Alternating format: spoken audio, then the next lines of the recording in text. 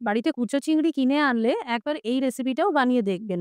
দারুণ খেতে হয়। 250 গ্রাম কুচো চিংড়ি দিয়ে রান্নাটা করা হয়েছে। ভালো করে ধুয়ে জল ঝরিয়ে রাখুন। আদা, রসুন, পেঁয়াজ সব ভালো করে মিহি করে কুচিয়ে নিন। চাইলে আদা রসুন নোড়া দিয়ে থেতো করে নিতে পারেন।